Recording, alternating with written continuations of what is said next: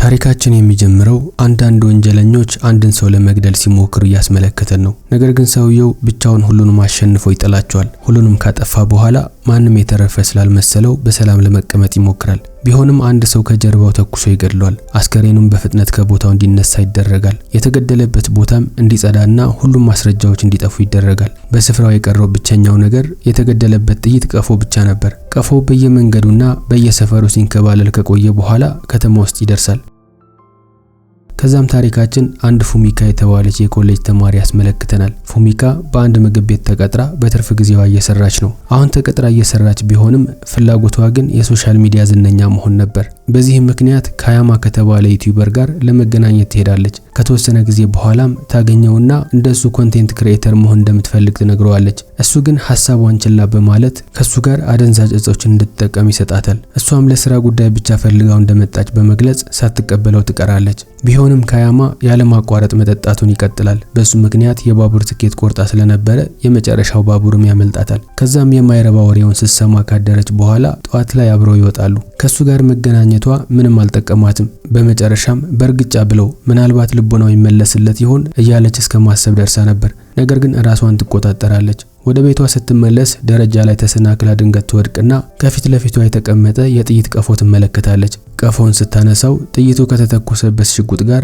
የተያያዘ ምስል ይታያታል። በፍጥነት ራሷን ካረጋጋች በኋላ ቀፎውን ቦርሳ ውስጥ አስቀምጣ ወደ ቤቷ ትሄዳለች። የቤቷ በር ላይ ማሆ የተባለች ጓደኛዋ ቆማ ታገኛታለች። ዛሬ ወደ ቤቷ መሄድ እንደማትችልም ትነግራታለች። ፉሚካ ፊቷ ላይ የነበረውን ጉዳት ስትመለከት ከወንድ ጓደኛዋ ጋር ለምን እንደማትለያይ ትጠይቃታለች። ከዚያም ሁለቱም ወደ ውስጥ ይገባሉ። ፉሚካ በድንገት ከበሩ አጠገብ የቆመ አንድ ሰው ስትመለከት ትደነግጣለች። ማሆ ምን እንደተፈጠረ ስትጠይቃት ፉሚካም ያ ሰው ማን እንደሆነ ትጠይቃታለች። ማሆ በሩ ጋር ብትመለከትም ማንም እንደሌለ ታረጋግጣለች።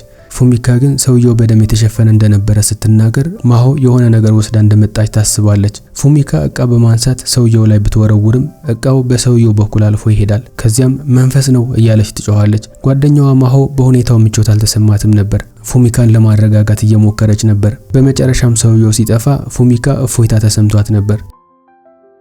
ያን ጊዜ ማሆ መልእክት ይደርሳትና መሄድ እንዳለባት ትናገራለች። ከመሄዷ በፊትም ፉሚካ ዶክተር ጋር እንድትሄድ ትመክራታለች። ቢሆንም የቤቷን በር ዘግታ እንደተመለሰች ያ ሰውዬ ማሆ እንድትሄድ መፍቀድሽ ትክክል ነው ሲላት ትሰማለች። እሷን በፍርሃት ተውጣ ትጠጋና ተናገረ ትላለች። ለመሮጥ ብትሞክርም ትደናቀፋለች። ሰውየውም ልትወድቅ እንደሆነ ሲመለከት እጇን ይይዛታል። ነገር ግን ሲነካት መንፈሱ ሰውነቷ ውስጥ ስለገባ ከመውደቅ አላተረፋትም ነበር። የሚገርመው ነገር ሁለቱም አንድ ሰውነት ውስጥ ሆነው መነጋገርና በተመሳሳይ ሰዓት ሰውነቷን መቆጣጠር ይችሉ ነበር። ፉሚካ ከሰውነቷ እንዲወጣ ትነግረዋለች። መንፈሱ ግን መንፈስ ሲሆን የመጀመሪያ ጊዜው ስለሆነ ሂደቱን በትክክል እንደማያውቀው ያስረዳታል። እሷም ግድ እንደማይሰጣትና እንዲወጣላት እንደምትፈልግ ትነግረዋለች። እሱም ለዛሬ ይበቃል ብሎ ከተናገረ በኋላ ከሰውነቷ ይወጣል። እሷም እፎይታ ተሰምቷት በህይወት ስላለች ብቻ ፈጣሪን ታመሰግናለች። ነገር ግን ሰውየው እንደገና ይታያትና ሰውን መቆጣጠር እንዳሰበው ጥሩ እንዳልሆነ ይናገራል። አሁን ፉሚካ እየጮኸች ትሮጣለች። ፖሊስ መጥራት እንዳለባትም ታስባለች። እሱ ካለበት ቦታ 15 ሜትር በላይ ከራቀች በኋላ ሰውየው እንደገና ከፊት ለፊቷ ብቅ ይላል። ከዛ በኋላ ከዛ ርቀት በላይ በሄደች ቁጥር እሱም ወዲያውኑ ከፊት ለፊቷ ይገለጣል።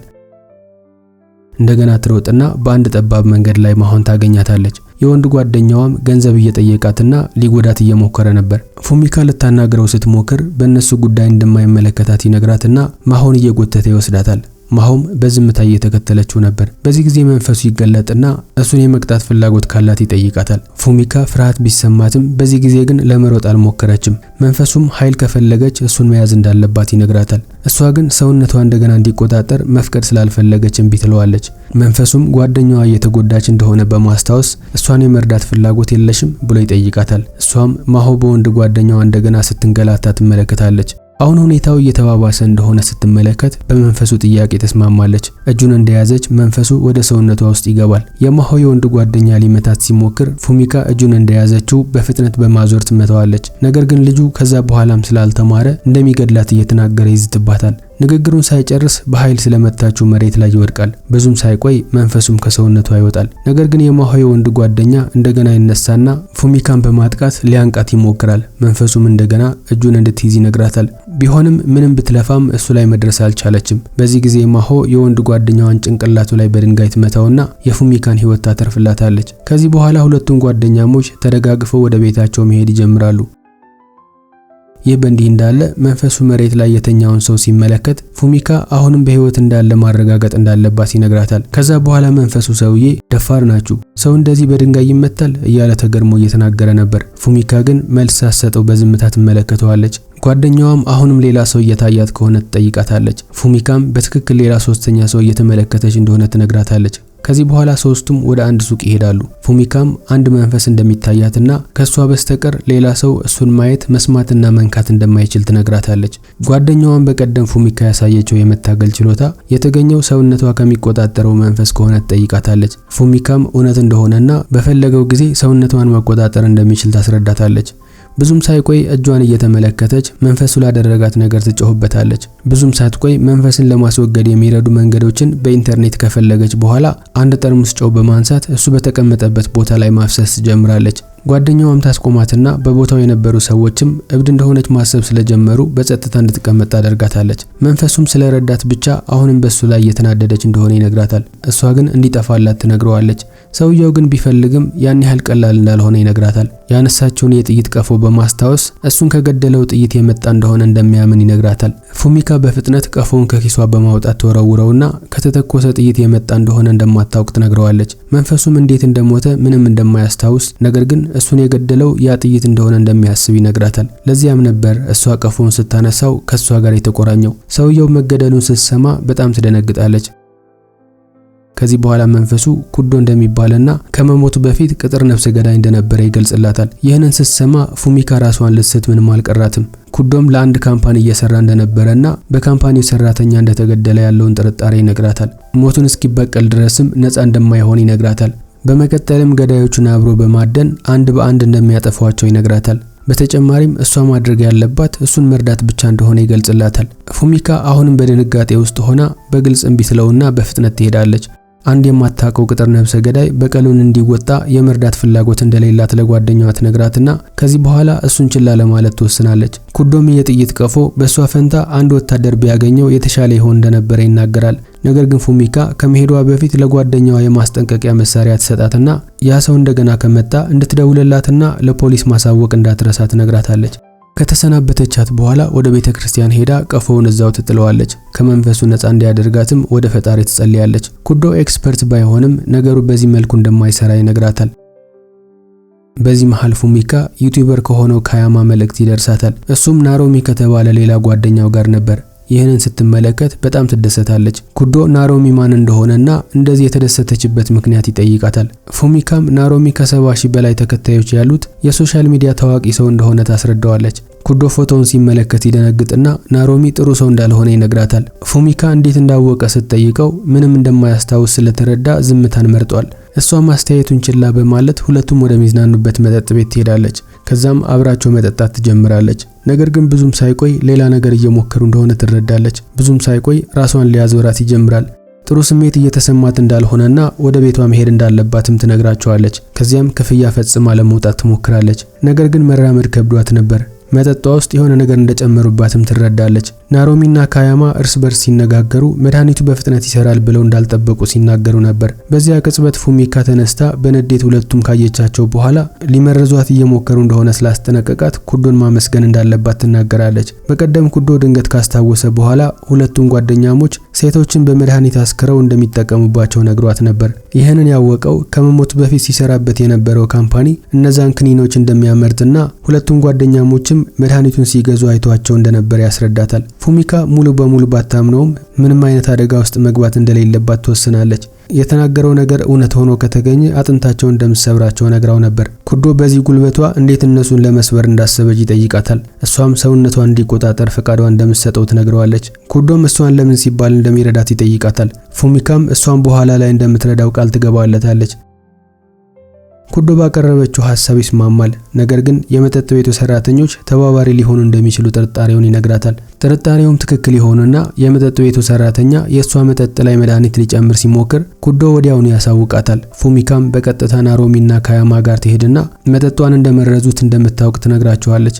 ከዛም በጸጥታ ራሳቸውን ለፖሊስ እንዲያስረክቡና ቅጣቱን እንዲቀበሉ ትመክራቸዋለች። እነሱም ይስቁና ፖሊስ ሊነካቸው እንደማይችል ይነግሯታል። በዚያን ጊዜ ፉሚካ መንፈሱ እሷ ውስጥ እንዲገባ ከፈቀደችለት በኋላ ለመጸጸት ጊዜው እንዳለፈ ትነግራቸዋለች። ካያማ እየቀለደባት ስለነበረም በሱ ለመጀመር ትወስናለች። ኃይለኛ ስልጠና እንደወሰደ ሰው እየተፋለመች ሁሉንም አንድ በአንድ ትጠበጥባቸዋለች። ቢሆንም በዚህ መሃል የመጠጥ ቤቱ ሰራተኛ ይሞትና ፉሚካ በፍርሃት ተውጣ ማልቀስ ትጀምራለች። ኩዶም እንዴት እሷን ማጽናናት እንዳለበት ግራ ገብቶታል። ከዛም እስር ቤት እንድትገባ እንደማያደርግና እንዳትጨነቅ ይነግራታል። ከዛም ሁሉንም መጨረስና ማስረጃውን በሙሉ ማጥፋት እንዳለባቸው ይናገራል። እነዛ ሰዎች የብዙ ሴቶችን ህይወት ስላበላሹ እነሱን መግደል ስህተት እንዳልሆነም ያስረዳታል።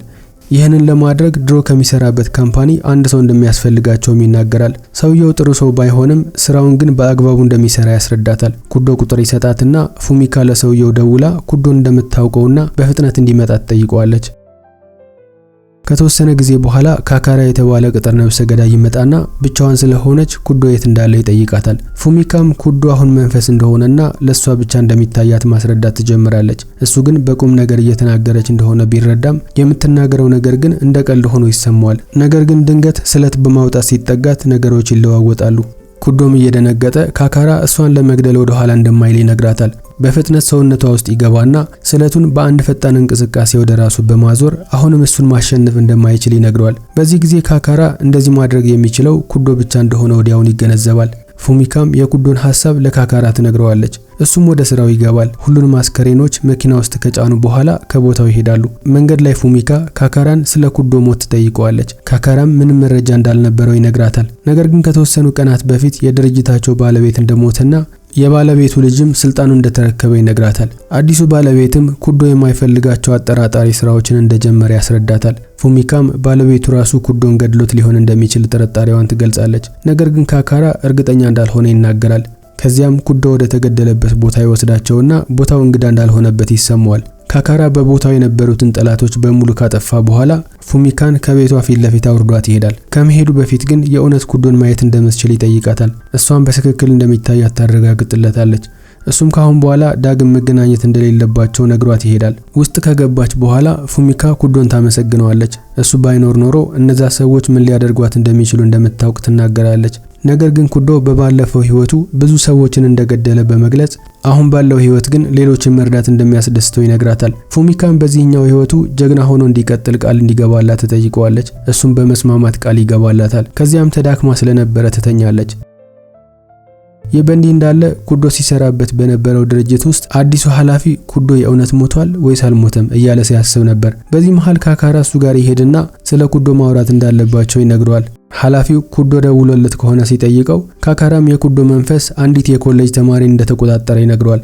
ኃላፊው ካካራ የተናገረው ነገር ባይዋጥለትም ለማጣራት የተወሰኑ ሰዎችን ይልካል። ካካራ ተራ ሰዎች ስለሆኑ በህይወት እንደማይመለሱ ቢነግረውም ኃላፊው ግን እንደ ቀልድ ይቆጥረዋል። ካካራም በሐዘኔታ እየተመለከተው ነበር።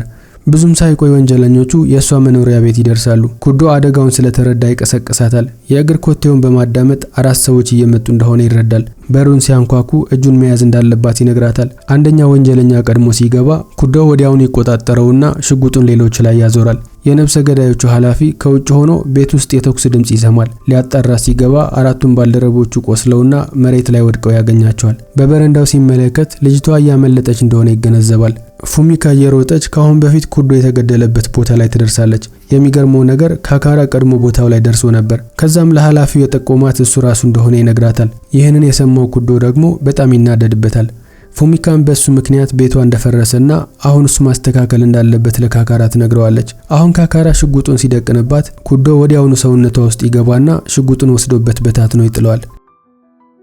ከዚያም ሁለቱም መደባደብ ይጀምራሉ። ካካራ ብልጠቱን በመጠቀም ሽጉጡን እንደገና ያነሳና ለመተኮስ ይሞክራል። ነገር ግን ኩዶ በድጋሚ ይወስድበትና እሱ ላይ ይደቅንበታል። ኩዶ ሽጉጡን እንዳነጣጠረ እንዴት እንደሞተ የሚያሳዩ ትዝታዎችን ማየት ይጀምራል። በመጨረሻም ካካራ ኩዶን የገደለው እሱ ራሱ እንደሆነ ያምንለታል። አዲሱ ባለቤት ወደ ስልጣን ሲመጣ ሁለቱም ሲቃወሙት እንደነበር ያስታውሰዋል። ነገር ግን በኋላ ላይ ኩዶ ለማንም ሳይናገር ስራውን ስላቆመ ትግላቸውም እንደከሰመ ይነግረዋል። ከዚያ በኋላ አዲሱ ባለቤት ኩዶ እንዲገደል እንዳዘዘና እንዲገድለው የታዘዘው ደግሞ ካካራ ራሱ እንደነበረ ይነግረዋል። ባይገድለው ደግሞ እሱንም እንዲገድሉት እንደነበረ ያስረዳዋል። ኩዶም ካካራ ሊገድለው ሲመጣ እንዲያመልጥ እድል እንደሰጠው ያስታውሳል። ነገር ግን ኩዶ በህይወት መኖር ስለሰለቸው ካካራ እንዲገድለው ነግሮት ነበር። ይህንን የሰማው ካካራም እሱም በራሱ ህይወት ስለሰለቸው ማልቀስ ይጀምራል። በሌላ በኩል ኃላፊው አንዲት ተራ ሴት ከሰለጠኑ ነፍሰ ገዳዮች አምልጣ ስለሄደች በጣም ተበሳጭቶ ነበር። ሰዎቹ ግን ፊቷ የተራ ሰው እንደማይመስል ይነግሩታል። በውስጧም የኩዶ መንፈስ መኖር እንዳለበት ይናገራሉ። አሁን ወደ ፉሚካ ስንመለስ ካካራ እሷን ማሳደዳቸውን እንደማያቆም በመግለጽ ከተማውን መልቀቅ እንዳለባት ይነግራታል። ነገር ግን ፉሚካ ባለቤቱን የመግደል ሐሳብ ታቀርባለች። እንደዛ ከሆነ ደግሞ ድርጅቱ በሙሉ ስለሚፈርስ እሷም ሆነ ካካራ ከአደጋ ነፃ ይሆናሉ። ከሁሉም በላይ ደግሞ ኩዶ በመጨረሻም ነፃ መሆን ይችላል። ካካራ ግን በጣም አደገኛ ሐሳብ እንደሆነና ህይወቷን ልታጣ እንደምትችል በመግለጽ እንደማይሆን ይነግራታል። ፉሚካ ትናደድና በራሷ እንደምታደርገውና ማንም አብሯት ባይመጣ ግድ እንደማይሰጣት ትናገራለች። በእነሱ ምክንያት ሙሉ ቤቷ እንደወደመ በመግለጽ አሁን የድርጅቱን ባለቤት እንደማትፈታው ትናገራለች። ከዚያም ከኩዶ ጋር ትሄዳለች። ትንሽ ቆይቶ ካካራን በመኪና ይመጣና እሺ መሞት ፍላጎትሽ ከሆነ እኔም አብሬሽ እመጣለሁ ይላታል። ከተወሰነ ጊዜ በኋላ ሶስቱም የድርጅቱ ግቢ ይደርሳሉ። ካካራ ስንት ወንጀለኞች እንዳሉና የት እንደተቀመጡ ለማየት መጀመሪያ ይገባል። ፉሚካና ኩዶ ደግሞ የጦር መሳሪያዎች ወደሚከማችበት ክፍል ያመራሉ። ኩዶን ማንም ሊያየው ስለማይችል ፉሚካን እየመራት ከፊት እየሄደ ነበር። መጋዘኑ ጋር ሲደርሱ የሚያስፈልጋቸውን የጦር መሳሪያ ይሰበስቡና ካካራን ያሳውቁታል። እሱም በፍጥነት ይቀላቀላቸዋል። ኩዶ ደግሞ የፉሚካን ሰውነት ይቆጣጠርና ነፍሰ ገዳዮችን ማጥቃት ይጀምራሉ። ከባድ የተኩስ ልውውጥ ከተደረገ በኋላ ሁሉም ወንጀለኞች ይገደላሉ። በመጨረሻም ባለቤቱ ብቻውን ይቀራል። ኩዶ ሁለቱም እግሮቹ ላይ በመተኮስ እንዲንበረከክ ያስገድደዋል። ፉሚካም ለፈረሰው ቤቷ ገንዘብ እንደምትፈልግ ትነግረዋለች። ባለቤቱም ለፈረሰባት የማይረባ ቤት ሙሉ ግዛቱን እንዳወደመችበት ይናገራል። እውነታው ግን ፉሚካ ግዛቱን ያወደመችበት ኩዶን ነፃ ለማውጣት ነበር። ከዚያም ካካራ ባለቤቱን ይገድለዋል። ፉሚካ ደግሞ በመጨረሻም ሁሉም ነገር በማለቁ ትደሰታለች።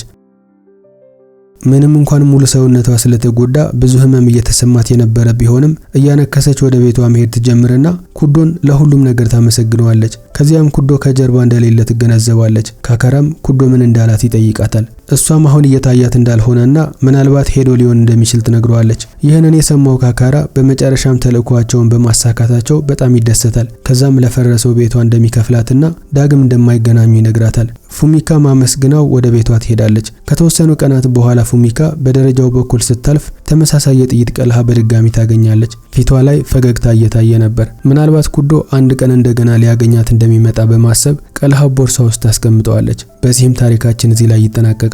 ታሪኩ ከወደዳችሁት ቪዲዮን ላይክ ማድረግና ቻናሉን ሰብስክራይብ ማድረግ እንዳትረሱ። በሌላ ቪዲዮ እስክንገናኝ በያላችሁበት ሰላማችሁ ይብዛልኝ። ባይ ባይ።